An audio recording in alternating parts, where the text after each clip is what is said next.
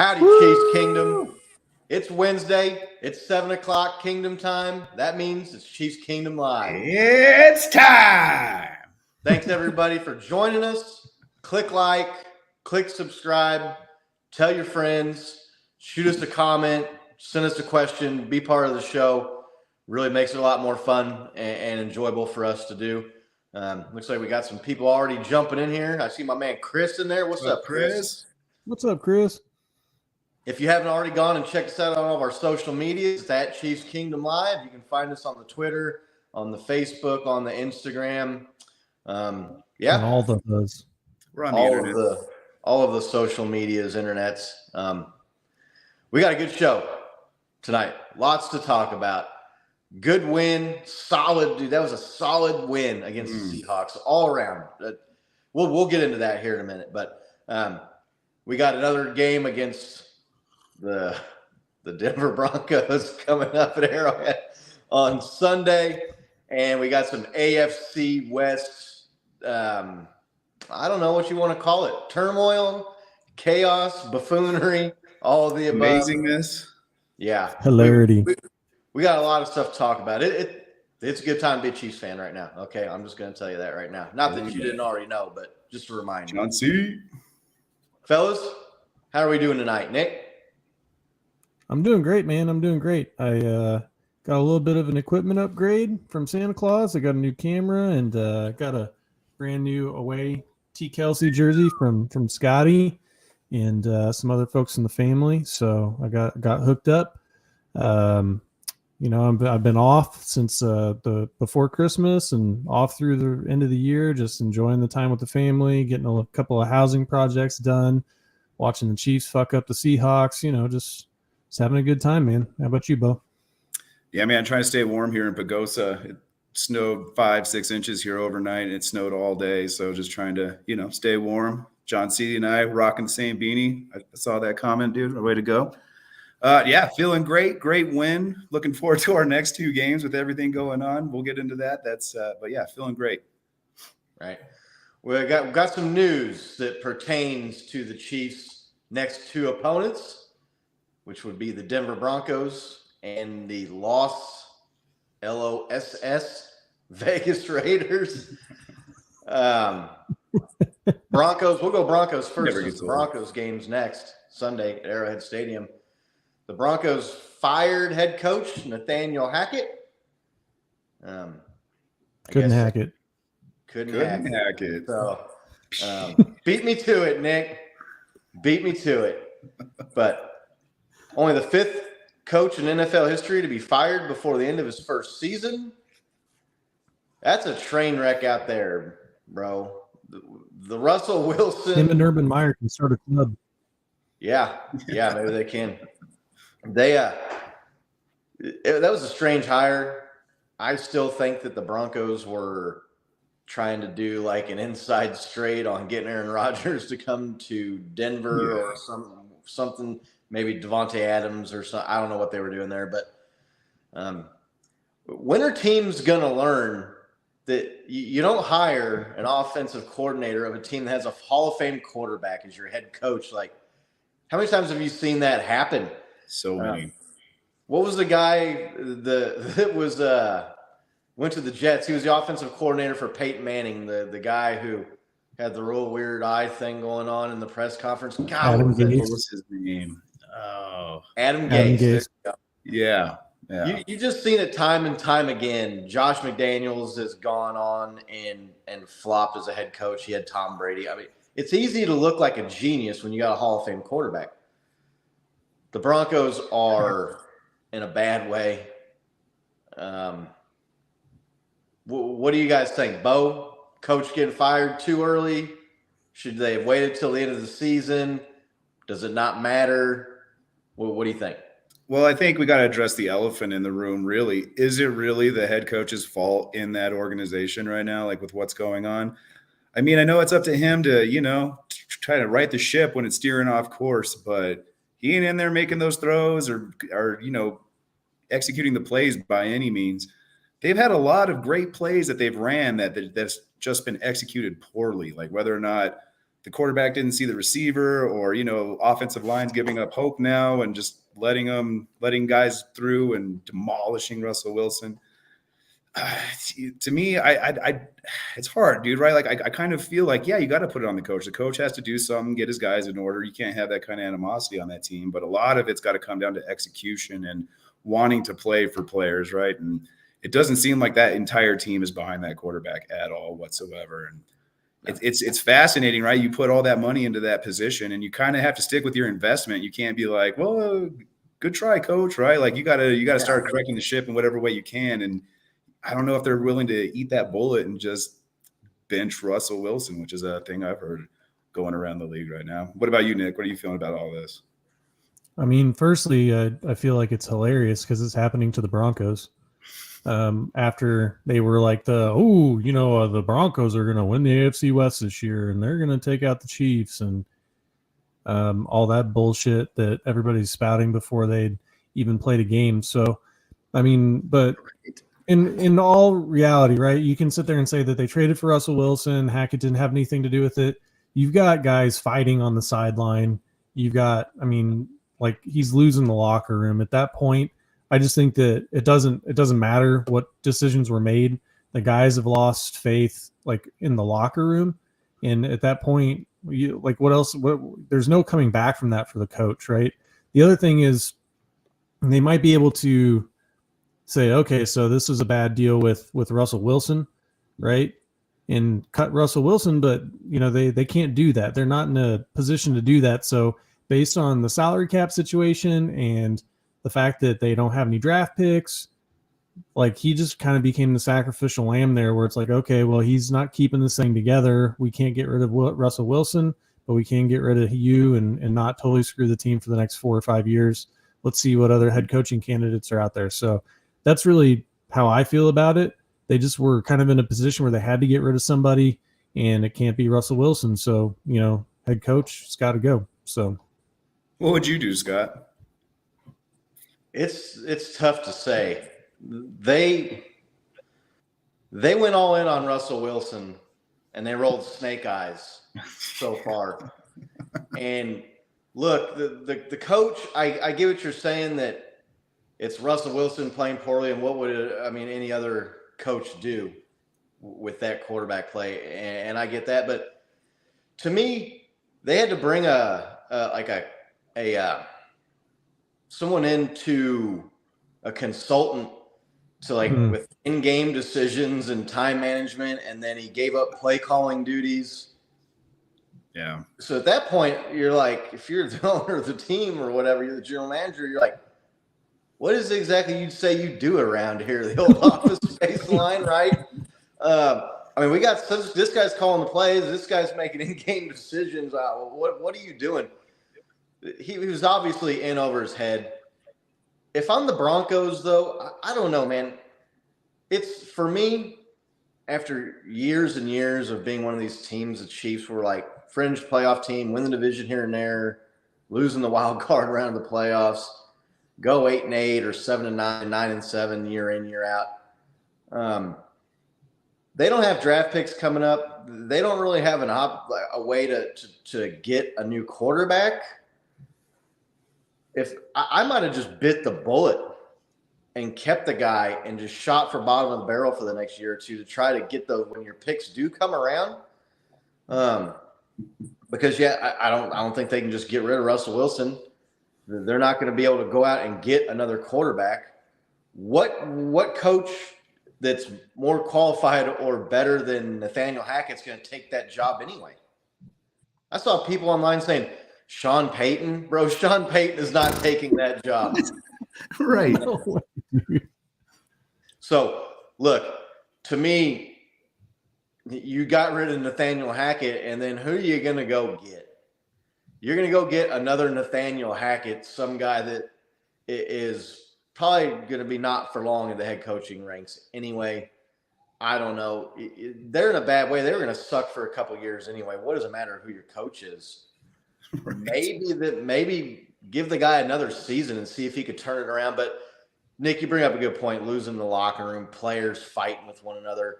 I saw a report that Russell Wilson has his own office in the locker room. Like, oh, Really? yeah, and so Where the his agent attitude. sits. But that's organizational. That's probably on ownership for giving that dude whatever and giving him his own office and coddling him, catering to him. I know there's plenty of videos out there of Broncos teammates that were over the moon about getting Russell Wilson in the offseason. Oh yeah, it's hilarious. There's videos of him working out with Jerry Jeudy, and they were throwing touchdowns and the park down the street, and that's not the NFL. Okay, you didn't have any defenders. You're in T-shirts. So they're in a bad way. I really don't know what good changing the coach does. Did you see that the first couple of like the coordinators or people in the organization that they offered the interim job to declined it? Did you see that? No, I didn't see that. That's hilarious. So yeah, they're in a bad way. Another team that's in a bad way in the AFC West, the Las Vegas Raiders. It was announced today, multiple media outlets reporting Derek Carr has been benched for the remaining 2 games of the 2022 season. Poor guy. They've got to mess with their head coach too. The Josh McDaniels thing has not worked out. They have blown I don't know how many 2-score leads, ended up losing games. Josh Jacobs, I guess you could say probably outside. Well, they've got Max Crosby. They got some good players on that team, but really Josh Jacobs has been the engine for that offense this year. He's pissed after losing the game against Pittsburgh on Christmas Eve. He went on kind of a rant about how he's sick and tired of this, and he busts his ass, and his teammates are busting their ass, and the results are always the same. And it's been 4 years of this. So they've got problems with their star running back, who's had a really resurgent year this year. They've got questions at head coach. They're the Raiders. Nick, Derek Carr, what do you make of the benching? They're moving on from Derek Carr. That's what that means, because they can cut him and only have, I think, $5 million in dead cap space next year, because they just signed him to that new contract, right? I sent you guys a quote from that article that I was reading about it, but they can cut him as long as it's not more than 3 days after the end of the Super Bowl this year. However, if he gets hurt, they have to pay him his full salary. So this is a move to say, hey, we're done with Derek Carr. We're moving on. We got to get a new quarterback. See you later. And then I also saw that Derek Carr also he's left the team essentially. I don't want to be a distraction since I'm not going to be playing. So he's not even going to be with the team for the rest of the season. And the Raiders have given him permission to do that. So it looks like they're just done, right? And I mean, I don't know. It's sad because, you don't want to see anybody fail. But if somebody is going to fail, it's okay if it's for the Raiders instead of like a team that I support. So it's I don't know. It's just, did you see the end of that game this week where had the opportunity and just kind of threw a bad pick to end the game? That's just kind of been, he's always been good enough to not get cut, but never good enough to actually do anything worthwhile. I think he played in 1 playoff game. So, I mean, hey, he made tons of money. He's not going to be hurting for money for the rest of his life as long as he doesn't do anything super stupid. So, I wish him well in his future endeavors. You got Tom in the comments here. Yeah, you're right, Tom. The Broncos Raiders are imploding. Perfect time too, right before we play them, as you're suggesting, dude. Yeah. For the Raiders, though, when you look at it, and you have multiple games where Devontae Adams has 5 targets or less, you're doing something wrong. And when the games he has more than 5 targets, you get 16, 17-point leads. You stop targeting him and you blow those leads. They almost did it last week again too when they got their win, but then they lost to the Steelers. Like, man, you got to fold a hand after a certain spot. I was expecting this 2 or 3 years ago. I don't understand why they put so much confidence in him. Maybe it's an outsider looking in. Like, we've seen how shaky he is. Once he gets a little pressure, man, the dude just becomes so unstable and unpredictable. You have no idea where that ball's going. yeah, I mean, it sucks. It sucks to see him have this kind of season, right? We saw him crying on the podium a couple of weeks ago. Kind of like that was the first red flag that I knew, like, this might be his last year as a Raider. So, I echo Nick's sentiments. It sucks to see somebody fail, but not if it's the Raiders. I'm okay with it. Yeah, there's no love lost between me and the Raiders, so I think it's hilarious. You say the guy's failed, but I don't feel sorry for a guy that's made tens of millions of dollars in his career. So, you're right. The injury thing really is key. What are they going to do if Stidham gets hurt? Who's the backup quarterback now? Right. And the other thing too, Who knows? didn't Devontae Adams go to the Raiders to play with Derek Carr? Didn't he just get like traded and sign an extension with the Raiders? Yeah, that's why he went there. Reunited with Derek Carr because they played Disclaimer. in now Derek Carr not guaranteed to way play out. beyond this season. Now he's stuck on the Raiders. Yeah, our week 1 episode, that's what we were saying. We're like, okay, Devontae Adams goes to the Raiders, but who does he have throwing him to? Or who does he have throwing to? I hate the NFL in here. What if Raiders were desperate to pay Lamar a lot of money? Hey, all about it. Give him $350 million guaranteed, Raiders. Yeah. Please. Yeah, Lamar Jackson he's better than Derek Carr. I'll give him that. That'd be an upgrade. I don't know how much of an upgrade, but I put out on the Chiefs Kingdom Twitter account, if Derek Carr was an actual car, what kind of car would he be? Real quick, I want to know. I didn't give you any warning because I wanted to see what you'd come up with off the top of your head. Nick, what kind of car would Derek Carr be? Ford Fiesta. That was a popular choice. I don't know why. That was just, you could probably do some sort of psychoanalysis on me because that was the first one that popped into my head. Right. Bo? Oh, dude, that's a great question. I'd have to go with like Toyota Corolla, right? Somewhat dependable, but as soon as you like really try to pressure it, all the lights come on. You got to take it in for maintenance and fix all the problems. I don't know. That's a great question. Just don't try to run too fast or it falls apart. Right. I was thinking like a Ford Probe. Looks like it should be fast. Looks kind of flashy. Has a cool name. Maybe it was fast for the first 10,000 miles you had it, but after that, it was really just a piece of crap and has been discontinued. So Laney says Gremlin. We got Tom Hood in here. Hey, Toyota Corolla. He agrees with you, Bo. Hey, all right. It's the hoodie. We got the beanie mind meld going. Right.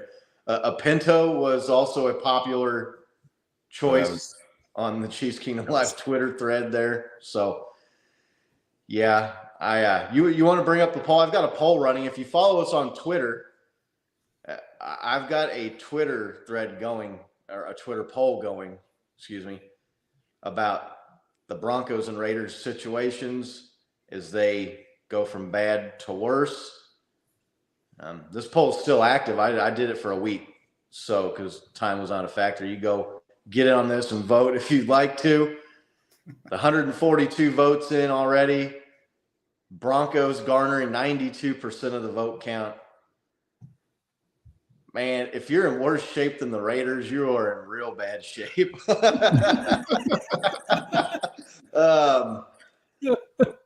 What do you guys? What's your take? Who do you think's in worse shape right now, the Broncos or the Raiders, Bo? The Broncos, dude. Like firing a head coach always puts a team in disarray. Players fighting with each other on the sidelines, never is a good look. You can always kind of expect a lack of camaraderie when you see that. And then just their season performance has just been so pitiful with like just glimpses, but like, man, overall just pitiful. So yeah, I'd actually say the Broncos.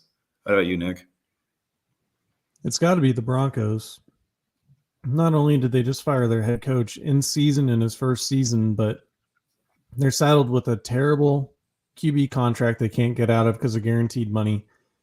And they don't even have draft picks because they traded, I think, 2 firsts and 2 seconds to get Russell Wilson. So, they're not even going to benefit from sucking because They're been, their draft picks going to somebody else. So it's got to be the Broncos. I got to say, I said Broncos before I heard the Derek Carr news on this poll, so that might even it up a little bit. But you saw that you heard that the Raiders can get out of Derek Carr's contract without having too much, negative caps hit and all that. So that's structured a little bit better. And they have Josh Jacobs and Devontae Adams. So if they can get somebody that is replacement level for cheaper, that just frees up cap space, and they're going to get the same kind of productivity that they were getting out of Carr. So I think they're in a much better spot. I'd be inclined to agree, but the Raiders are still the Raiders. So I'm going to go with the Raiders. Raiders going to Raider. Raider going to Raider. I can see the Broncos maybe turning something around a little bit with that defense, and Russell Wilson's got some weapons, and maybe if you get a coach in there, God, but again, who's going to take that job? They're not going to get somebody unless they just completely luck out and get some young guy who wants to prove himself and turns out to be a quality head coach. But Broncos probably in worse shape. But again, I can't. I hate the Raiders. To that point, dude, I don't think the Broncos can keep that stellar defense together and afford to try to make something happen on their offense and coaching side, right? Like you have to give up some of those guys to make some stuff happen. Right. Yeah. So Chargers secured their playoff spot, so they are, that's kind of surprising to me. I thought they had some more losses in them coming down the stretch. So. But, yeah, the Broncos and the Raiders are in a bad way, and that just bodes well for the Chiefs moving forward the next season or two down the road. Not that they need them to collapse because they've dominated them anyway. The Chiefs are the class of this division, and as long as they have Patrick Mahomes and Travis Kelce and Andy Reid and some of these guys on this defense, they're going to continue to be the class of the division. Let's Oh, yeah. You're talking about the Broncos sucking and not even benefiting from it because they don't have their picks. The benefactor of those picks would be last Sunday's opponent, the Seattle Seahawks. Let's talk about that game. Funny. Just we're talking about all this. Their picks, right? The Broncos gave up Noah Fant. He was the one that happened to score their garbage time touchdown against us. I was like, oh, dude, how fortuitous. Just like rubbing it in the Broncos' face after this week, after getting a 50-burger dropped on them. Right. But, yeah, let's dive into this game a little bit. Right. Yeah, Chiefs beat the Seattle Seahawks at Arrowhead Stadium on Christmas Eve day, 24-10. How are you guys feeling watching this game? I was at the game. I got to kind of admonish Chiefs Kingdom a bit here. I hate to do it on the show, but there was too many empty seats in that stadium. It wasn't that cold outside. It's pretty cold, man. It wasn't that cold. I was there. It's pretty cold. It wasn't that bad. It was. Go ahead and say the temperature. It was 10 or 12 degrees at kickoff. But you know what? The sun was out, and if you watch New Heights this week, Travis Kelce even said that it really wasn't that bad out there. Sun was out. He was on the field running around and warming himself up, man. There wasn't a lot of wind in the stadium, so Chiefs Kingdom, you need to do better. I've seen Bills Mafia filling that stadium with 3 feet of snow in the stands and way colder than it was here. But saw Big Doug at the game. All right. One of our loyal viewers, Big Doug, was there, so had a good time out there watching the Chiefs play the Seahawks. What were your overall thoughts of the game before we break down player performances, individual plays, things that really kind of stuck out, Nick? I'm going to represent my thought on this game visually with this right here. Love it. Love it. That's kind of, we'll talk about the defense and the performance that they had, but that was kind of my takeaway was just, Patrick Mahomes, things he does is just a work of art. If I'm not mistaken, you made this, correct, Nick? I did. Now, I saw another crappier rendition of it where Mahomes was in the place of God, and I made a new one where he's in Adam's place. So Well done. Anyway. Good work. That Good looks take. good. That's nice quality. Thanks. It's amazing what you can do with Microsoft Paint. Yeah. Don't give away all of our secrets, Nick. Bo, So no budget show. how are you Let's go. feeling watching this game? What were you thinking? Just overall thoughts. Vindicated, man. I've been preaching about this defense, just needing to get it together. The secondary finally came through. All the rookies came through in the clutch. Defense, man. That was my takeaway from this game. They came through so well. Like 3 or 4 fourth down stops, right? Like they kept the Seahawks to like 2 of 14 on third down conversions. Sack Nation, 5 more batted deflections. Just man, they tore it up. I was super impressed. My man Nick Bolton with 17 tackles. He set a record with that game of having 8 or more games with 10 plus tackles, which is an old Chiefs record from 2000. Who had it? Donnie Edwards, I think, had it. Yep. So he broke that. Yep. Dude, I mean, just can't say enough good things. Karlaftis coming in, getting a 4th down pass block, getting some sacks in there. McDuffie with an open field tackle on 4th down. Cook with the same thing, open field tackle on 4th down. Really impressed with how the rookies stepped up. And this wasn't against, a bad offense. This is the 7th scoring offense in the league. So, I mean, like, I know they were out Lockett and everything, but man, did they step up and perform well. Everybody was flying around. Willie Gay Jr. looked like he was just having fun out there, pumping up the crowd, running around in the cold weather, as you mentioned. Guys were hitting hard too, hitting so hard for how cold it was. I was super impressed with defense. Can't say enough good things. My hat's off to them. What about you, Scott, being there live? What'd you see?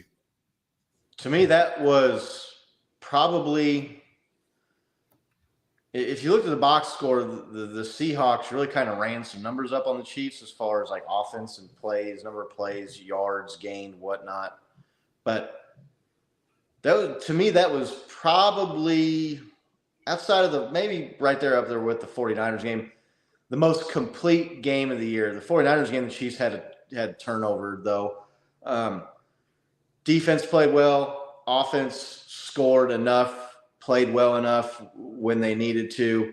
No turnovers, complimentary football. They were plus and they got a takeaway. That was a complete performance. Yeah. And we're talking about a lot of these things the Chiefs have been doing that have been hurting them. And they didn't do any of those things. So, complete game. Bo, you mentioned the defense. They had 9 tackles for loss, 2 sacks. They held Seattle to 5 of 20 conversion on 3rd and 4th down in that game. There it was, 5-20. I knew it was something ridiculous. 5 of 20 on 3rd and 4th down. Yeah. 9 tackles for loss. Kenneth Walker, he was doing nothing that first half. Now, they kind of came out and adjusted a little bit, and he got the edge, and they found a little bit there the Seahawks did in the second half running the ball. But it was too little too late. Just an overall complete performance from the offense, the defense. Special teams, there was no missed kicks. Butker was perfect. Back to form, huh? Yeah, back to form. That's I was just thinking watching that game, I was like, this is how they need to play in the playoffs. Okay. Minus the drops. Okay. Minus the drops. There were some people blaming that on the cold. I don't know. I mean, I saw DK Metcalf make one of the sickest catches I've seen in a long time, diving down the sidelines, catching a pass. Right.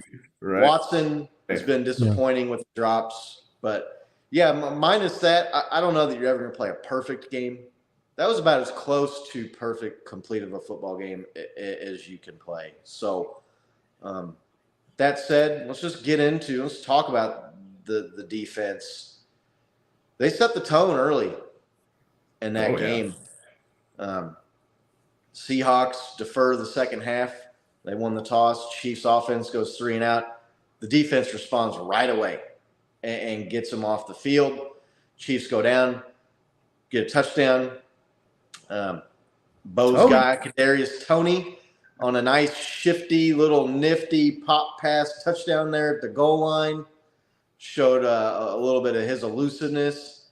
The guy, he looks like a cat or something out there, man. When he gets the ball, quick, dude. He's quick. He's twitchy. He can change direction.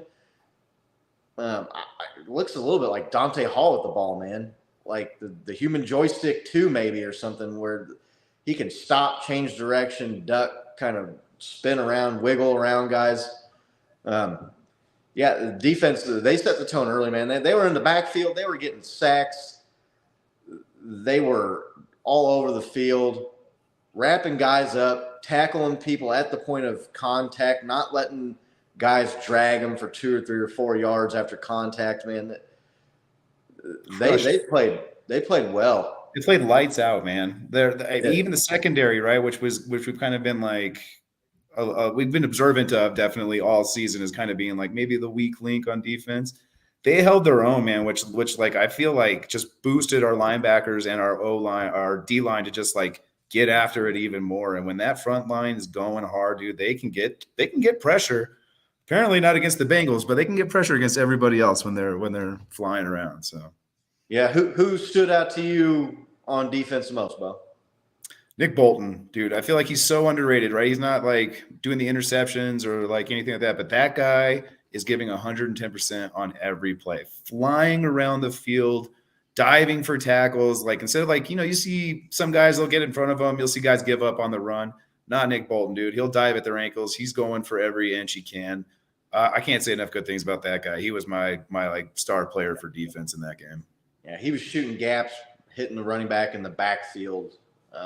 His communication, we were talking about real early, dude, getting the Seahawks off that first drive. You could see their communication has improved so well. They, every offense does it. They send a guy in motion to see whether it's man or zone, right?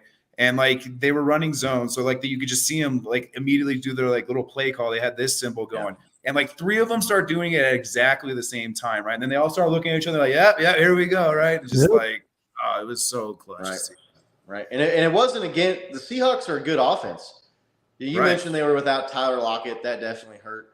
But they still had DK Metcalf out there. And I'm going to tell you, looking at DK Metcalf live in person, that is a big dude, man. And he is fast. That dude's a freak. Dude, Nick and I were talking about this yesterday. Remember the talks of him coming to Kansas City at the beginning of the year when like, how crazy would that have been having him on this team, dude? It's too cold, right? Right. He just like I was sitting there watching. You didn't even need to be able to see the dude's number to know which one DK Metcalf was out there. So right. What an athlete. What just the dude just stood out. And when you're at an NFL game and guys pop like that physically, you're talking about a guy who is a supreme athlete. That Kenneth Walker, there was some discussion. He was maybe in the offensive rookie of the year. Geno Smith is a Pro Bowl quarterback. That was a good offense that they shut down. They played well against. Nick, who caught your eye in the game on defense? I want to give a shout out to George Karlaftis. He got a sack in this game. He's had I think he has the most batted passes in the NFL this year. Scott and I were talking yesterday. 5 sacks in the last 4 games, or 4 sacks in the last 5 games? 4 in the last 5. Yeah. 4 in the last 5. So he's really starting to figure some things out. You talked about Nick Bolton just kind of always going. He is a dude that just doesn't seem like he quits on plays. You gotta make sure that he's you kill him, because if you don't, then he's gonna get around you eventually and get to the ball carrier. So him, and then the other guy I want to shout out is Frank Clark. Frank Clark had some plays in this game. Now he was getting in that line. I mean, he was coming off the edge and getting to the running back before they made it to the offensive line. I mean, he just looked like he's being shot out of a cannon on a few plays. So those 2 guys really stuck out to me. Yeah, they look good. I put out there was some. It was tongue in cheek, people kind of being funny and cute online when Sammy Watkins got released from the Green Bay Packers a couple weeks ago. People were like, "Playoff Sammy." We might be seeing playoff Frank right now. Yeah, it could be a thing. If that dude can start coming alive, that's a huge development for this team on the defense, just for the team overall. So, yeah, those guys, Nick, and you mentioned George Karlaftis. I was talking a week or so ago on this show about sacks, hollow sacks. You get a sack on first down, but they end up giving up the first down. That sack was right down there by their goal line. Seattle was going for it on fourth down all the time, it felt like, in that game. I think they went for it 6 times. A bunch. And that pinned them up against their own goal line, gave the offense – it was third down. They gave the offense great field position. The batted pass they knocked down was on fourth down to kill another drive. Yeah, man, that guy had a great game. I want to give a shout-out to L'Jarius Sneed. Yeah, LJ. Old Spags, he kind of broke protocol, and he had L'Jarius Sneed shadow DK Metcalf in that game. A lot of people have been critical of Spagnuolo over the year because his guys play their side and he doesn't chase guys and he doesn't shadow guys. But they put L'Jarius Sneed on DK Metcalf, and DK Metcalf, he kind of got his. He had 70 or 80 yards, but they were kind of meaningless yards. That was on like 7 or 8 targets. And one, like I said, was just a beautiful play where he was covered and Geno just threw the ball up and Metcalf made a diving grab. There was nobody in the league was stopping that play. He locked him down pretty well, kept him out of the end zone, traveled with him. And DK Metcalf, even after the game, I saw those guys were over kind of like dabbing each other up. And DK Metcalf after the game kind of was like, yeah, no, that dude's legit. So Sneed was also in there making tackles, getting out. He didn't get a sack in this game, but he was pressuring the quarterback a couple plays there, hitting guys in the backfield, sealing the edge on the running back when the running back was trying to run off tackle. You saw Sneed going in there and pulling Kenneth Walker down. Another great game by that guy. Him and Bolton not getting Pro Bowl. I mean, I know, like you say, everybody wants the Chiefs, every player to be in the Pro Bowl, but that's what I meant by him flying under the radar a little bit. Yeah. That's what I was saying about Nick Bolton flying under the radar, right? Like, he doesn't get a lot of the recognition that you see a lot of other people in the same position get, and he's done tremendously better than those guys. Yeah. And Chris Jones, too. He had a game. He stuffed the stat sheet. He had tackle for loss. He had a sack there the game was pretty much over. Even people were saying, "Oh, he ended the game with that sack." I mean, there was fucking 11 seconds left. But he sacked them, and they gave up. I guess they could have got a miracle touchdown and then got an onside kick and got it. That wasn't going to happen with that amount of time left. But he got a sack. He got a tackle for loss. He was in the background. If George Karlaftis didn't get that sack, Chris Jones was going to get it right after because George Karlaftis just beat him to Geno Smith there by a split second. So good to see Chris back healthy. He was dealing with illness last week. There's the funny photo of him on the sideline where it looked like he had a beard. He's like, he was looking like he was not feeling it at all. So, yeah, a lot of guys. Like Big Doug's comment right here. Maybe that's a blueprint for what we do against chasing the Bengals with Sneed, right? Just have him shadow chase. I would say anything as long as you don't put him one-on-one with one of our rookies and then send the house to try to get more. Like anything with that plan. Yeah. McDuffie did good. He crushed it. Pace too. So yep. He had an open field tackle for change of downs too, man. He did well. I think Tom is in here, or somebody just commented on him never leaving. Oh yeah, here it is. Never let his guys get that open. That's why QBs don't throw his way. Like, yeah, he's super impressive as a rookie, man. He's stepping up. Yeah, there was a stat going around that he was top 3 in like yards of separation allowed from the receiver. A little bit smaller sample size than maybe some of the other guys because he missed a handful of games there with the hamstring injury earlier in the year. But our guy here, Hate, we'll call him Hate. Welcome to the show. Thanks for joining in. Hate. Our first hater. Our second hater. Is that Laney's burner account? You're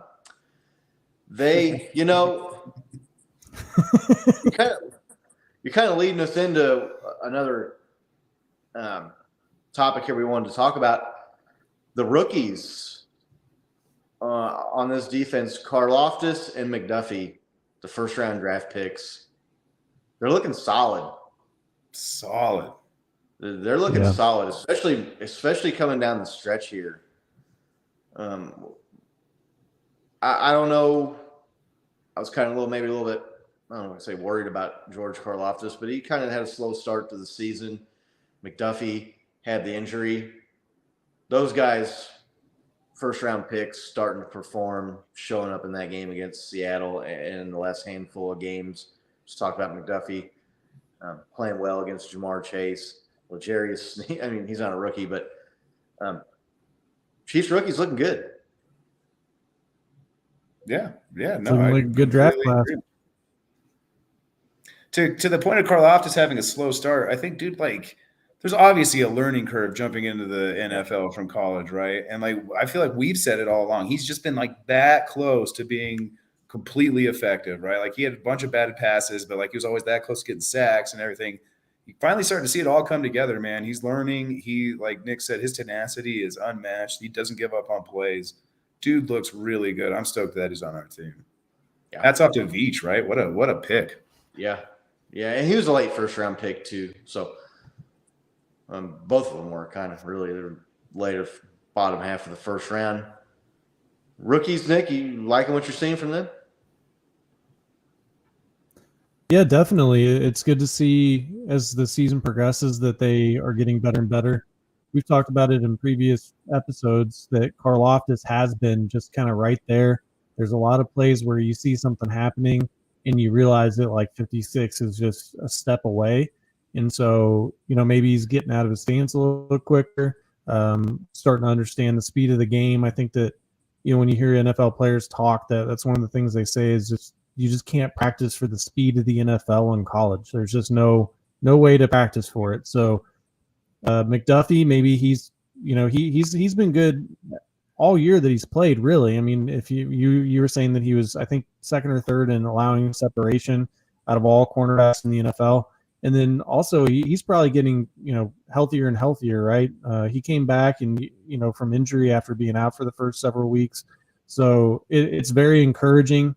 It's very encouraging to see this level of play starting at this point in the year. And you just got to hope that it's because of some things that are turning for the defense and not because Geno Smith was turned back into a pumpkin at midnight type deal, right? Because I know the Seahawks had fallen off last games, but anytime you can do that and, hold another NFL caliber offense like that throughout the game, I mean, you got to be encouraged by what you see, right? Yep. Yeah, completely. Yeah. Your internet's getting a little glitchy there. I don't know if you can tell that or not on your end, but McDuffie, the last couple of games too, there's been some plays where he went in and stopped the receiver short of the line to gain on like third down. No, yeah. Went up, made the tackle solo, brought the guy down. Looks like the guy's good at tackling. Looks like he's good at coverage. Learning. You'd like to think that he's only going to get better with more experience as he plays. So, yeah, the defense looked great. Offense. Yeah, let's jump to the other side of the ball real quick. The offense was good. They were a victim of some inopportune drops that Nick kind of mentioned. Yeah, at the beginning. Yeah, completely. But really, Patrick Mahomes. Dude's another 250 yards and 3 touchdown game. Ho-hum performance for him. Yeah, it's another day at the office. Jerick McKinnon made a nice play to get in the end zone there, breaking, putting a move on 2 defenders and dragging one guy into the end zone. Travis Kelce was a little quiet until they really needed something, and then he goes down and drives and gets 75 yards on 2 plays and puts them down in a scoring position to really salt the game away there late in the fourth quarter. There's our guy, Jet. I saw he has more touchdowns in December than any player in the NFL. Really? Isn't it like 4 or 5? Yeah, Jerick McKinnon. That's so 6. So who did it better? Who did it better? I think I got to go Mahomes on that one. But offense, they struggled. Weather conditions, like I said, they weren't as bad as people anticipated or that they were made out to be. But it wasn't a nice, sunny 75-degree day out there either. Conditions were somewhat of a factor. They did what they did when they needed to score enough points, put up 24 points in an NFL game. I feel like we're a little spoiled sometimes when the Chiefs don't score 30. 24 is good, okay? Like that's there's a stat going around the Chiefs when they allow 27 points in the Mahomes era. They're like 51 or 52-3. So that's a good output from the offense. Aside from, we'll talk about Mahomes here in a minute, but aside from Mahomes, Nick, anybody on the offense catch your eye? Anything you were, maybe thought they could have done better, did good? What did you think? So yeah, Kadarius Toney, very elusive, like you said, at the goal line. I think that we're gonna need that. I see in the comments it looks like Tom is kind of where I'm at too, hoping hope that Hardman plays this week. It looks like he's going. Yeah, this team has missed Mecole Hardman, but Toney is definitely a guy that I'd like to see incorporated more in the offense. And then it's hard to ignore the drops that Watson has had over the last few weeks here. I think he's dropping 25% of the balls that come his way for the season right now, and that's by far the most on the team. So, you just hope that the guy can figure it out, right? Because he's getting the ball because he's open, right? I mean, he's able to get separation. Patrick sees him. Obviously, Patrick hasn't lost faith in him, but he's just definitely got to figure out what's going on with his drops. And I understand it was cold, but you didn't see everybody else dropping balls like that out there. So, you got hand warmers, whatever you got to do. Yeah, exactly. Yeah, they've got hand warmers. They've got those jet heaters on the bench. I thought that was kind of lame. Andy Reid was kind of bailing him out there. And I know Andy Reid's not going to throw him under the bus, but he doesn't have to go out of his way to make an excuse for him for dropping the ball because it's cold. This was his bugaboo when he was with Tampa Bay, right? Yeah. So, and one of the drops was on third down that killed a drive that would have been a first down. So, I don't know.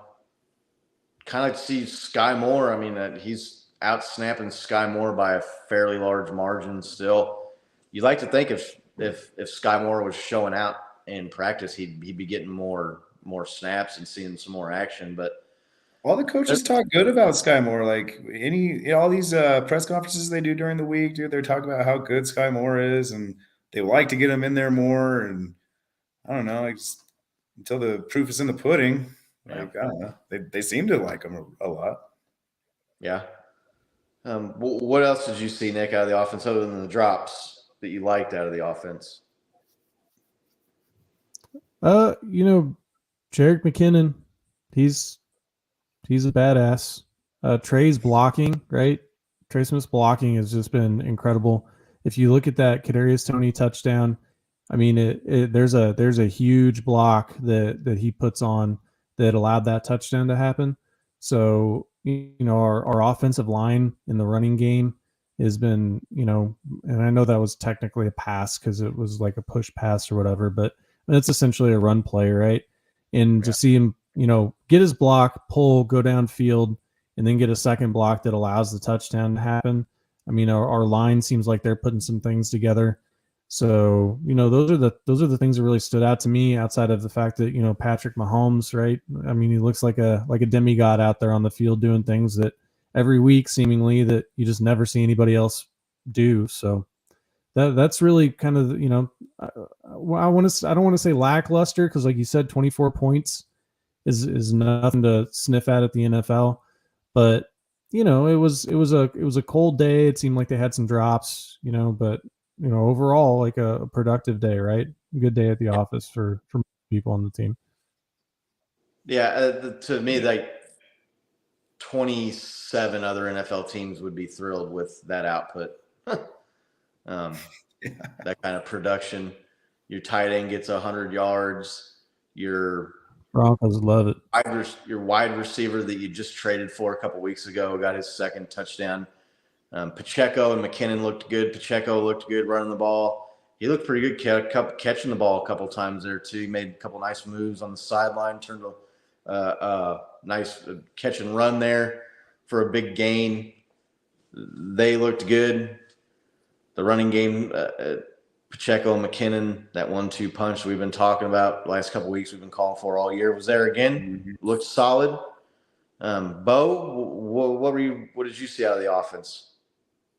Just not to like repeat everything you guys just said, but I said it last week. I love that we finally figured out this run game with Pacheco and McKinnon, right? Like, not only are they effective and they just look hungry to be out there, they're consistent. They're consistently good. And that just makes it that much harder for defenses to stop us. They have all the receivers and Kelsey to worry about. And then all of a sudden you got these fast, strong dudes wheeling out of the back that they forget to cover most of the time, man. And like, man, are we making teams pay for it?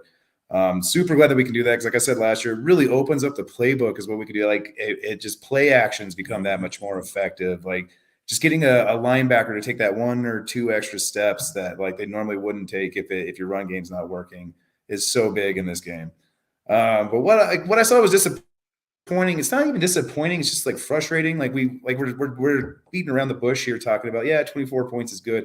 When you have 6 punts, that's essentially 6 drives you gave up. And then you could have ran the score up so much.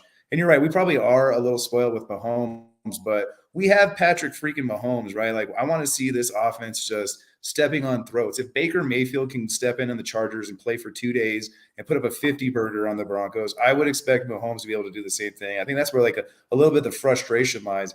But I mean, it's the end of the season, you know what I mean? I don't expect them to like run all of their horses as hard as they can. I was a little disappointed that Juju was quiet, but man, when we needed him, he was right there. So hats off to Juju. Like I think he only had like 3 receptions, but they were all pretty clutch. To the Watson point, man, that was just so disappointing seeing that guy like not catching him when they're hitting him in the hands. They're not behind him. They're in stride, and they just, like I don't know if the situation's getting to him or something, whatever it is. That's just a little disappointing. But yeah, Pacheco to me is the standout running back. I just love the way that guy runs. He runs so hard, so fierce. Yeah. I would have hated to try to tackle him in 10-degree weather. So. Oh yeah. No, yeah, I was not envious of anybody on the Seahawks defense that had Isaiah Pacheco bearing down on them in the 12-degree weather. But I also want to say real quick, the O-line was a huge improvement for me, as Nick was kind of saying, man. It seemed like Patrick had a little bit more time. Still not like 100% where I'd like to see it, where he just has all the time in the world, but. It really helps giving that guy just an extra second or two to think and make plays happen, as we saw. Sure. I think you see Justin Watson fade back into the background a little bit more too here once McCole Hardman comes back. And that unlocks some things because the defense really has to account for him coming out of the backfield on the jet sweeps and guarding the whole field sideline to sideline. So I think you see Justin Watson. I think you see him kind of fade back a little bit here with McCole Hardman. Yeah, maybe. Looking forward to getting McCole Hardman back. They got 2 Jets, right? Practiced last week. Should be good. Yeah, they said unless there's a setback, Andy Reid said unless he has a setback, he's going to play. He'll be back Sunday against the Broncos, which would be great. That'd be huge. Yeah. Yeah, well, like you mentioned, the 6 punts, you would like to see the Chiefs offense capitalize and do a little bit more with all the stops that the defense was getting on 3rd and 4th down, but they didn't, and they built a 14-point lead that they were able to hold for most of the game and then iced it there in the 4th quarter so that you didn't have a nail-biter situation where the Seahawks get that last touchdown like they did there, and it's a 1-score game. They were up by 2 possessions most of the game. And like I said, they didn't turn the ball over. 100% the red zone. Yeah, red zone was good. Special teams was good. Good, solid overall win. And that's I'd like to see them stack a couple of those coming down the stretch for the playoffs coming up here. Next step towards the playoffs is Sunday at Arrowhead Stadium against the Denver Broncos, who we talked about back at the beginning of the show. They're struggling. They got a lot of turmoil. Chiefs played them a couple of weeks ago and got up to, what was it, a 24-0 lead. Yep. And kind of blew it. I don't think you're going to see Patrick 27. Mahomes 27, yeah. Point lead. I don't think you're going to see Patrick Mahomes throw 3 interceptions in this game like he did. But The Broncos, the only thing that kind of worries me is sometimes you see teams, and maybe this isn't the case with all the infighting that they've had, but you've seen teams this year when coaches leave, they kind of rally around the interim coach for a week. Carolina did that. Doggone, who's the other team that lost? They got rid of their coach and they rallied, and the interim guy won their first game. God, I can't think of what team that is, but Chiefs. Colts? Yeah, Colts. There you go. Thanks, Bo. Yeah, Colts just Saturday came in and they rallied and won a game there. Although the Colts have won a few games, so more than the Broncos. Chiefs 9.5-point favorites. A little bit. I mean, the Chiefs were what, 10-point favorites against Seahawks, so that's about the same spread. Seahawks are a better team than the Broncos, so I kind of was expecting that number to be a little bit bigger. How are you feeling about the game against the Broncos coming up here, Nick? I mean, you got to be feeling good, right? They just gave up 50 points to, the Rams, who were a 4-win team. So, in Baker Mayfield. So, Bo's got a point, right?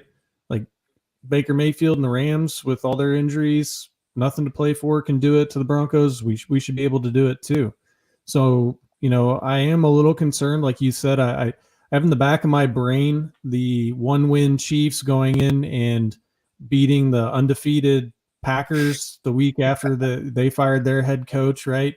It was what got Romeo Crennel hired, I think. The Chiefs was that we'd fired Todd Haley.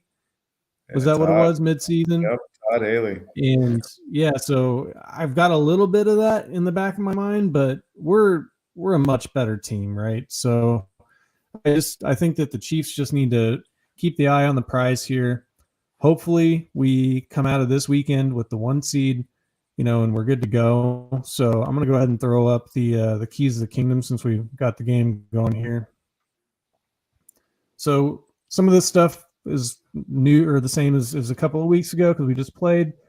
But currently the Chiefs' offensive points per game, we're second in the league, 29.2, about a half a point per game behind number 1, who's the Eagles right now. And the Broncos are still 32nd, which is last in the league, right? 15.5 points per game. Defensive points per game, the Broncos have slipped, right? So the Chiefs are middle of the pack, right at 22 points a game at 16th. The Broncos, after giving up the 50 burger, they're now averaging 20 points a game, which is 7th. So I think the last time we played them, they were second in the league. Yeah, they were second. Yeah, you just look at this point differential, though. The Chiefs' point differential this season, plus 106 versus the Broncos, negative 72. They're 28th in the league versus in point differential. Again, I'm keeping this stat up here until we really kind of see more than just one week with turnovers. We're -5 on the year, which is tied for 28th. We've gone up a couple of spots there. The Broncos are -1, tied for 17th. That's because their defense is really good and has gotten a lot of turnovers this year. And then we've got our stat here. The number of head coaches the teams in the last 5 years, the Chiefs have had 1, the Broncos have had 4. So, and that includes Jerry Rosburg, who's the interim head coach right now. So that's the advantages of the Chiefs there, right? So we're looking at a team that's in disarray, has nothing to play for. Their season's over. Their head coach just got fired. They're fighting. Their quarterback stinks. They have no hope for the future even. So really, we just need to go in and take care of business, not give this team any hope, and just crush them from the beginning and not make the mistakes we made in the last game. I mean, if we see what we did in the last game and come out and don't throw the 3 interceptions, right? They just have no hope, and I think they'll just crawl in a hole and do what they did against the Rams. So, yeah, man, to your point about teams jumping in and just with a new coach, like they tend to rally sometimes. If the coach was the problem in Denver and all right, we got it out of here, now we're good, right? I would be a little worried, but that does not appear to be the problem in Denver. The problem's all in the locker room, all within the players. And unless this new coach has, some kind of remember the Titans speech he's given these guys over this week, and they're all getting inspired to go out there and play their hardest, I just don't see that happening. And I see us kind of just taking it to them. Hopefully, I feel like last time the point spread was 14 points. And I think Tom mentioned we only won by 6. So I mean, I hate it when Vegas does this, dude. They know something. They know something to where, like as Scott mentioned, this is a smaller spread than against the Seahawks, who are arguably a much better team.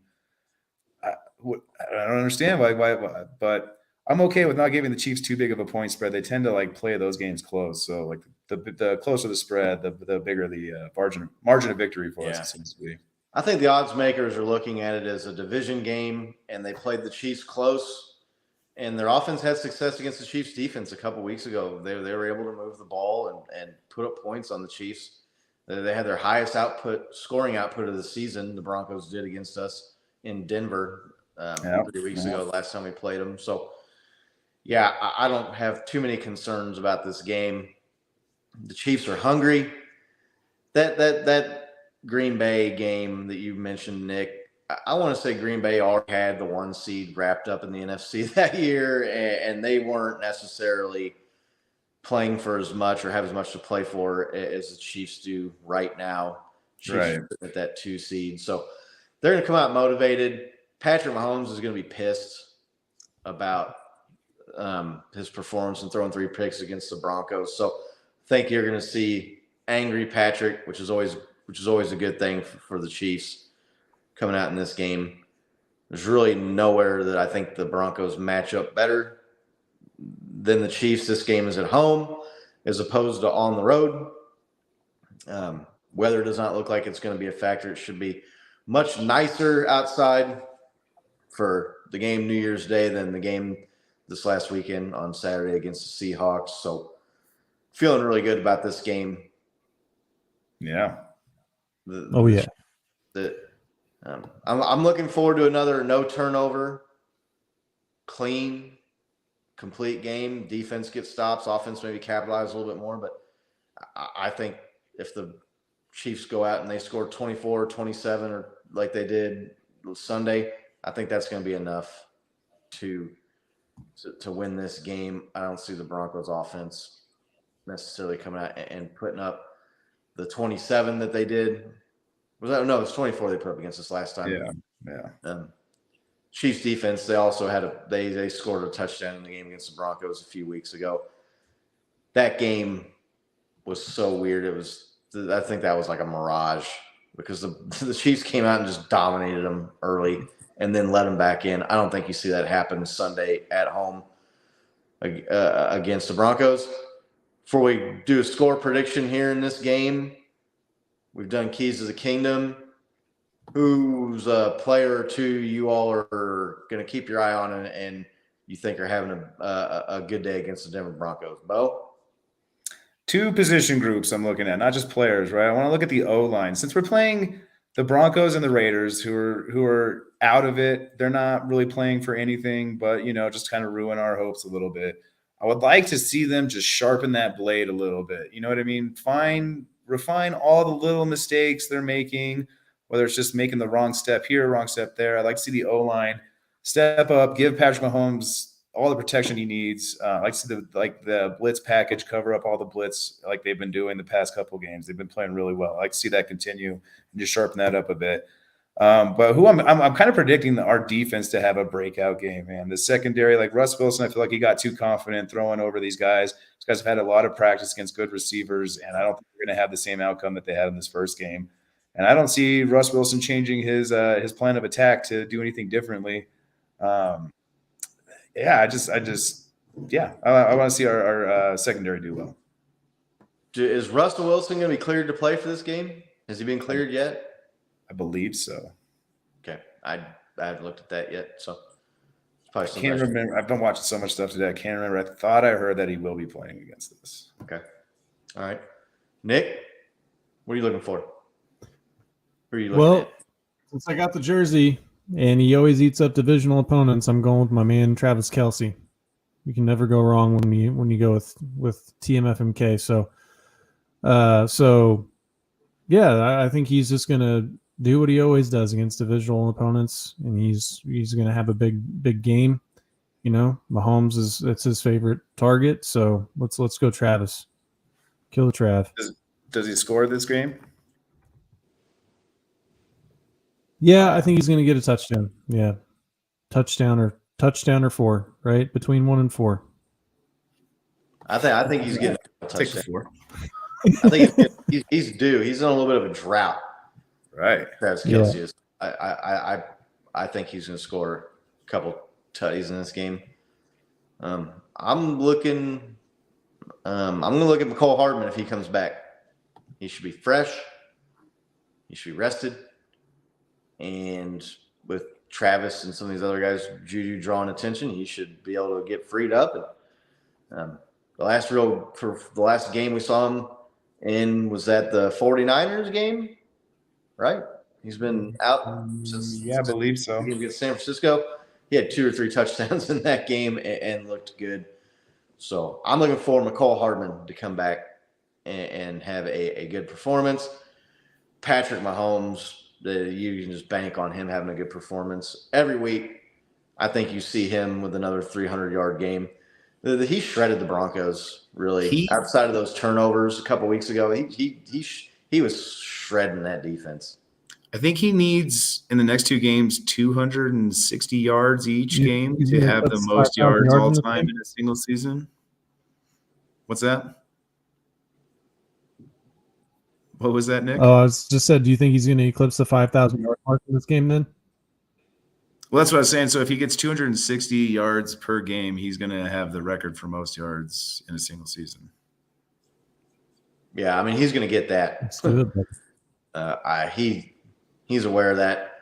Chiefs, they need to win. They're going to be throwing the ball, so they're going to be at home. Yeah, same here, Tom. I would love for McKinnon and Kelce and Patrick to have a big game because playing for the ship this week in my Dynasty Fantasy Football League. So, do you have Mecole on your team too? No, I don't have McCole in that league, unfortunately. But Sean brings up a good point. The tight end for the Rams ate up the donkeys last weekend. Is that Higgins or who plays for the Rams? Is it Higgins? Tyler Higbee. All these Higgs. Yeah. He did. He crushed him. So, looking forward to that. You guys want to do score prediction? What do you think the final score is going to be, Bo? Ooh, see, like I'm always optimistic. Look, I saw the Rams do it. I definitely know Patrick Mahomes can do it. I know there's plenty of observers or viewers out there that would love to get their burgers that I promised them this year. Let's go with a 50 burger to 17. 50 to 17 Chiefs. Lighten it up. Mahomes hits 11 receivers this game. What's up, Emiliano? How's it going, buddy? Bo's got some fans in here. I know. What's it like to be famous, bro? Thanks for joining us, Brianna. It's her son, Emiliano. Okay, cool. What's up, Emiliano? Thanks for joining in. Thanks for watching. Appreciate it. If y'all haven't clicked like already, do that for us. We appreciate it. Talk about fans. Well, I'll talk about that here when we get towards the end of the show. Let's get your score prediction and get some score predictions from the chat here going. Nick? Yeah, I'm going to go Chiefs 30, Broncos 10. 30 to 10. I think we're just going to have a solid day, and I think we're just going to handle business and then kind of, do what we normally do when we get a big lead and kind of slow things down a little bit and then just ride it out. I hope we score 50 because I'm going to the game. So yeah, I'll have a live stream if we score 50 from the stadium if I can get reception. So internet sucks in the stadium. I've tried it. It's tough. It depends on how crowded. The internet was working pretty good at the game Sunday against Seattle. So my prediction, I'm going 37 to 17 Chiefs. There we go. I think they get out on them often and early and put it away. Tom's prediction here, 31-20. That's right in there, pretty close to Nick's pick. You guys feel like it's going to go like last week? Like we're going to hold them to 7 points all game and then give up some garbage time kind of thing? Yeah, when I was picking the 17, I was thinking it's going to be like 34 or 35 to 10 or something, and then the Broncos get a late kind of garbage time touchdown like Seattle got against us last week. Yeah. AFC playoffs. Chiefs need to win this. Laney's on record 42-10. That's a good. There good we score. go. Nice We'll little take ass. that. Take that all day. Take that all day.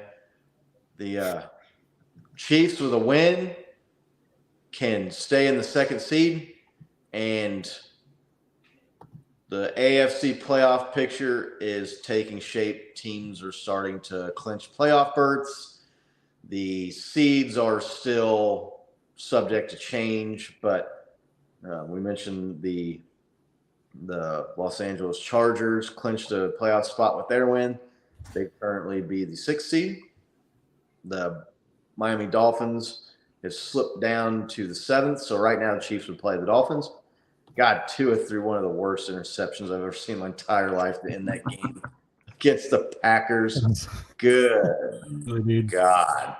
So much for that accuracy that Tyreek was bragging about in the offseason. But Bengals and Ravens there in that 3-4.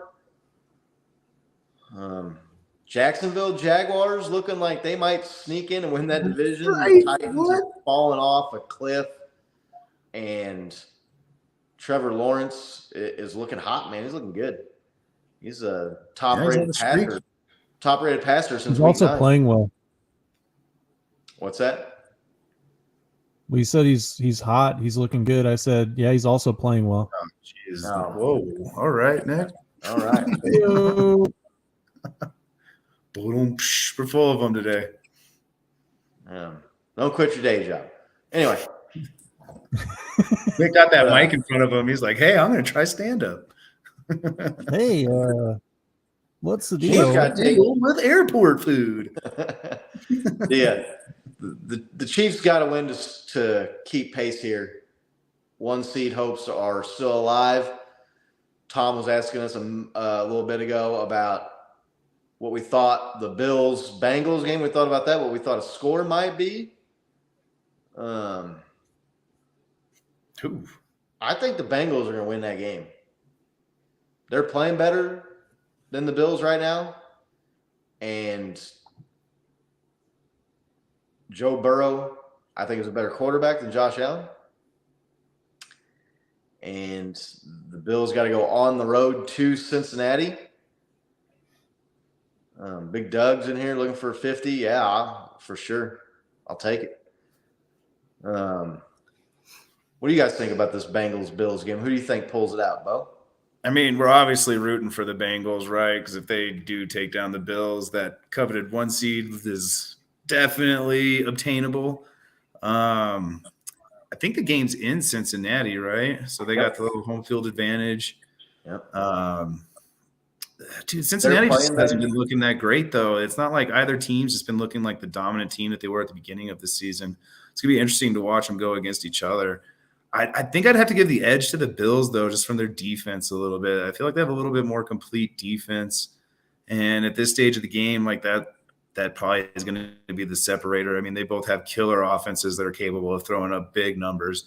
But on the other side of the ball, I feel like the Bills have what it would take to stop Burrow.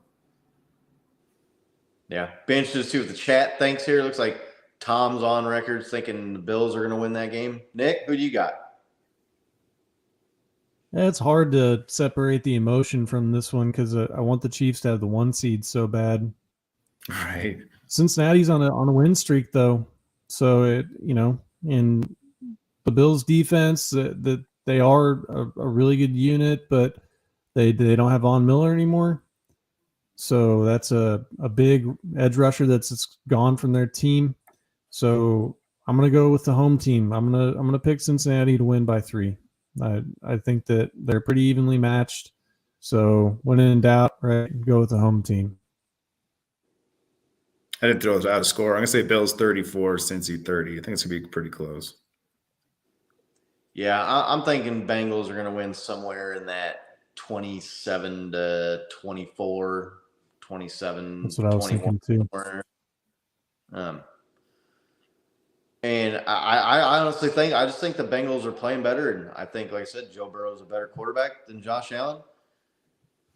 Bills they've been hanging on by their fingernails, man, in these games here lately. So, not that the Bengals they eked out of when the Patriots shoot. They had them beat, man, and fumbled it away there at the goal line at the end. But Chiefs need to worry about the Broncos.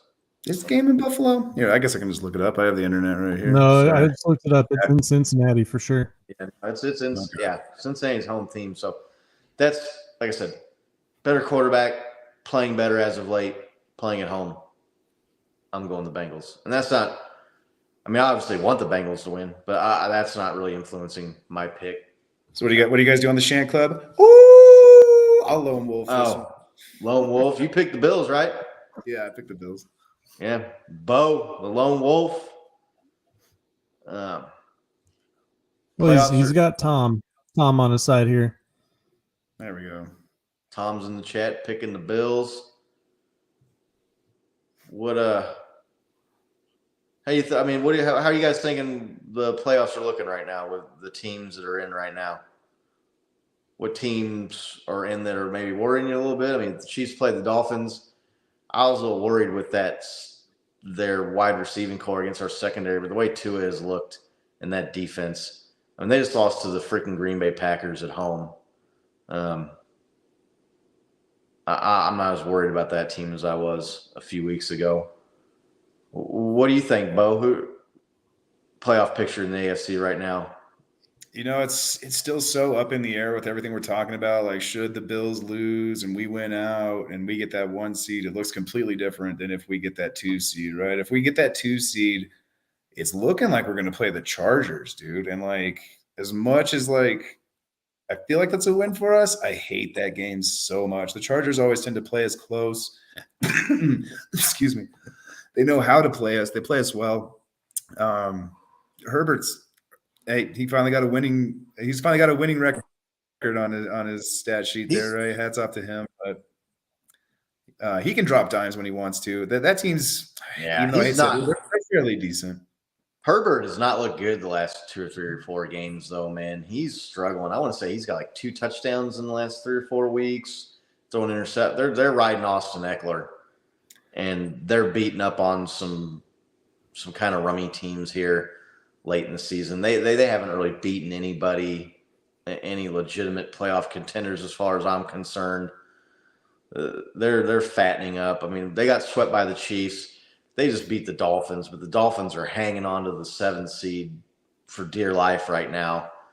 I was looking there right now that if the season ended, it would be Chiefs would play the Dolphins, and then you'd have the Chargers going to the Bengals. I think the Bengals would take care of the Chargers. So, Nick, how do you feel about the playoffs? Chiefs' chances of getting 1 seed, potential matchups you'd like to see, you'd like to not see. Maybe you think the Jaguars in. What do you think? Look, obviously you'd prefer to have the 1 seed and have home field advantage. I was looking at it though, and NFC and AFC combined, the Chiefs are 5-2 against current playoff teams. If the season were to end today, played 7 games against playoff opponents and they've won 5 of them. The 2 games that they lost combined 6 points. So they've played well against high level competition. Pardon? Yeah, I'm agreeing with you. Oh yeah, I agree. Yeah. Good point. Sorry. So I'm kind of with what Tom is saying. The Chiefs are going to have to beat the Bills and/or the Bengals, bottom line, if they want to get out of this thing. So those are the 2 scary games because those are the 2 teams that have beat you this year. The Bengals beat you 3 straight. However, all of those Bengals games I walked away from thinking we can beat this team. It wasn't like where we were just overmatched. And we saw it last year, even when we got beat by the Bills and we looked overmatched in the regular season. The playoffs are a different animal. You got Patrick Mahomes plays differently in the postseason. This is the only quarterback coach combination in the playoffs that has won a Super Bowl together. So you've got that experience. They've been there before. They're used to getting to at least the championship game, if not the Super Bowl. So, I'd obviously like to, face the Jaguars or the Dolphins rather than the Chargers or, the Bengals or, even the Titans. If the Titans could sneak in, they played us hard too, but I'm not all that worried about anybody. If our defense can play like they played in this last game, our offense is going to come through when it counts in the postseason. So, I know that's like a big non-answer, but just bring it on, man. We got Patrick Mahomes and we got Andy Reid, bro. Let's do it, right? Ideally, we would want to play the Jags, right? Or have the Patriots sneak in. I think that's the best matchup. But yeah, I think I'd rather play the Dolphins than the Jaguars right now. Really? Just because of the quarterback. Wise. Yeah, Trevor Lawrence is playing a lot better than Tua. But Tua was in concussion protocol again, wasn't he?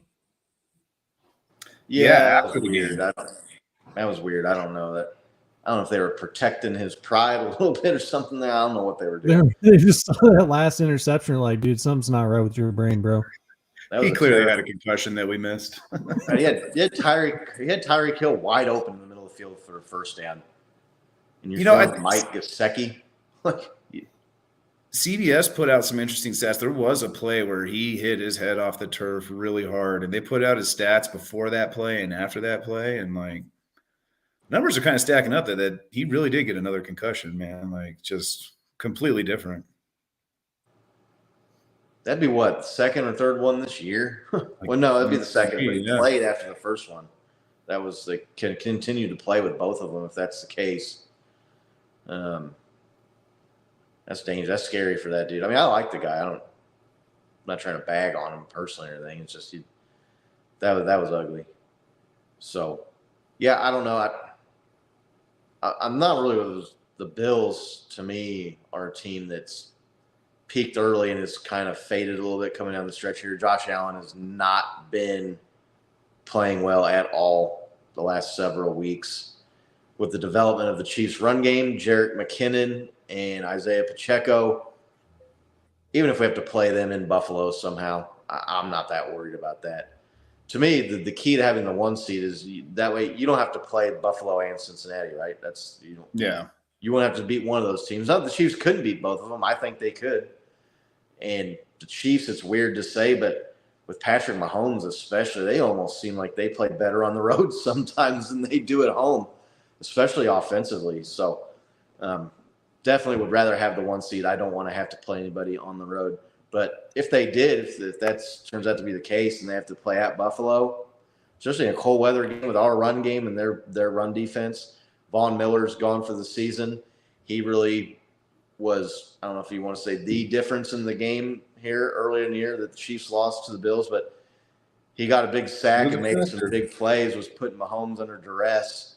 Yeah. That's a huge loss for that team.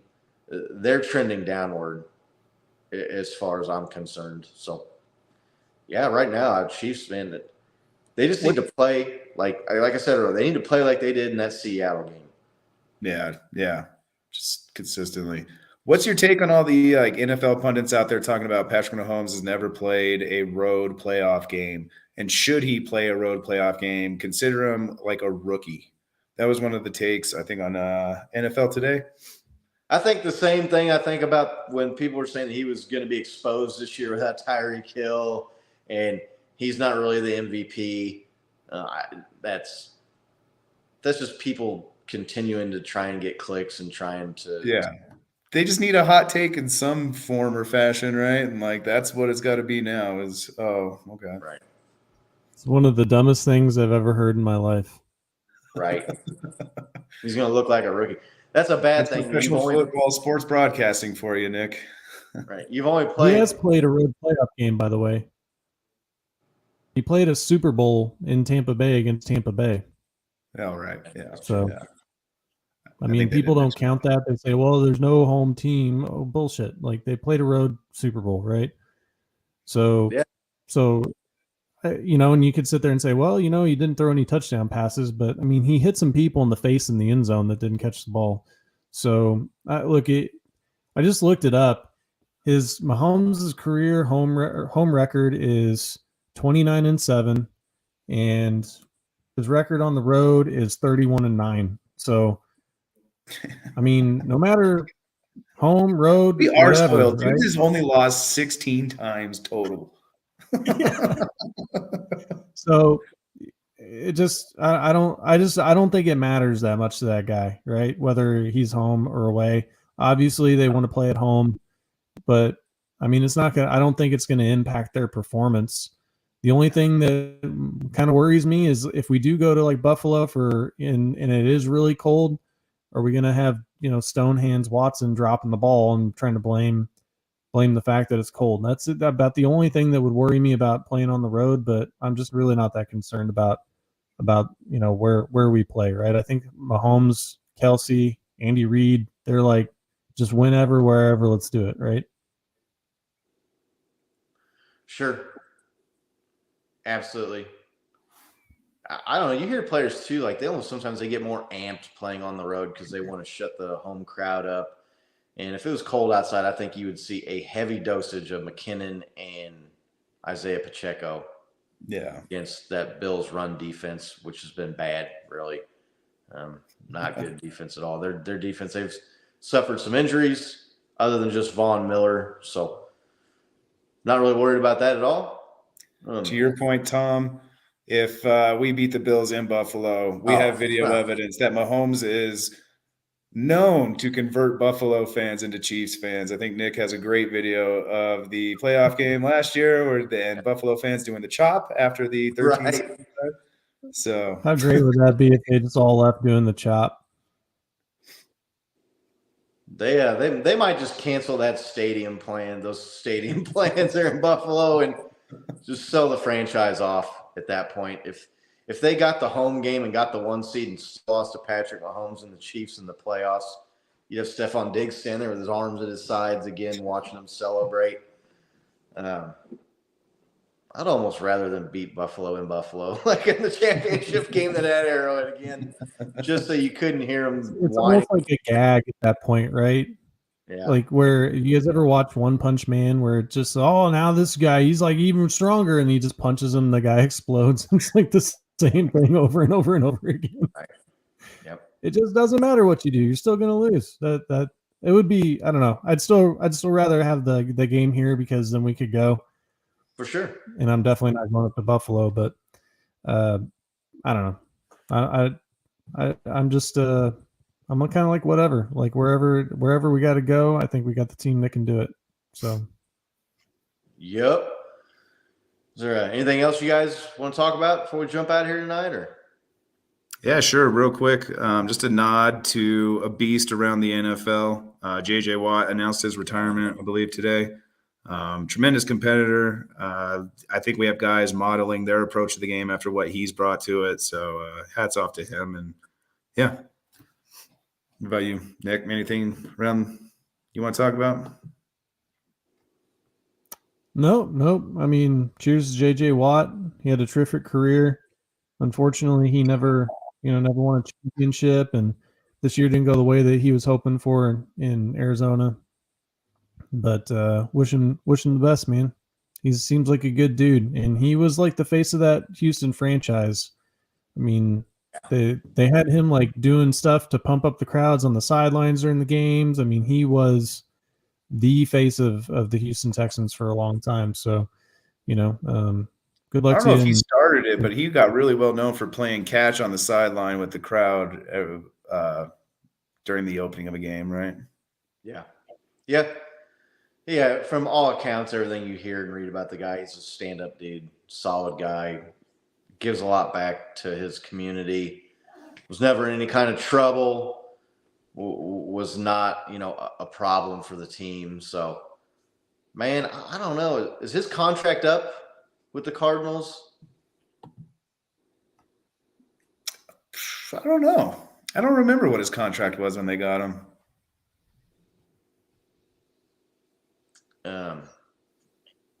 Yeah, he's yeah. So what he had AFib? Is that what's going on, right? Something like that. Yeah. JJ Watt earlier this year he had atrial fibrillation. So yeah, it's a little unfortunate. Injuries kind of marred his career there towards the end, and he missed time. And then, unfortunately, he was with the Texans through their slide into just absolute poverty here the last handful of years, and then went to the Cardinals, who are not a good team either. A lot of losing to end his career, but I don't know, man. Maybe he's if he get that heart thing figured out, maybe he could pull a Melvin Ingram, Carlos Dunlap, one more ride there at the end with the Chiefs trying to get a ring. I wouldn't hate it, dude. I wouldn't hate it. I one wouldn't bit. hate it at all. Come in, and be a role player and not have to be the man, and just do, like I said, like Melvin Ingram and Carlos Dunlap and some of these other defensive players that we've brought in. Who was the guy we got? Terrell Suggs, the Super Bowl year from the Raven. It's happened before. So if you're watching, JJ, just take some time to think about it, man. Take the off season. Give him a call. Give him a call. Chiefs front office is watching this. I think they watch all Chiefs content out there. Pick the phone up. Give JJ a call, man. Can't hurt. All he can do is, worst he can do is say no. If you don't ask, you can't say yes. So, but yeah, congratulations to JJ Watt on a fine career. Thanks to everybody who watched the show tonight, who watches us every week. Don't forget, please click like and subscribe. That helps us out a lot. Chiefs, 2 more games left here in the regular season. Let's go. These seasons fly by, man. It's crazy to think that we're already going into 2023 and playoffs are right around the corner. Things are starting to get set with teams clinching and whatnot. And we're going to be playing January football, playoff football here before too long. So make sure you continue to watch the show. Tune in each week as we get into the playoffs, and we'll do our best to give you tidbits of info, break down the games, kind of give it a different perspective than you get from these national media expert blowhards that want to find any reason they can to put down the Chiefs and Patrick Mahomes and say that they're better. All these other teams, it's just they got Patrick Mahomes, man. You see it in the upper right-hand corner of your screen. Best player in the NFL. He's the MVP. He's MVP. So let's go. 2 more weeks. And look forward to Nick making some noise out there against the Broncos. The Denver Broncos. Broncos country. Lost pride, baby. Broncos country. We tried. Broncos country. Jason Kelsey. That was so great. But thanks again for joining. Click like, click subscribe. And until next week, I'm Scott. That's Nick. Bo's in the screen with us here. Let's go, Chiefs. Go Chiefs. Go Chiefs.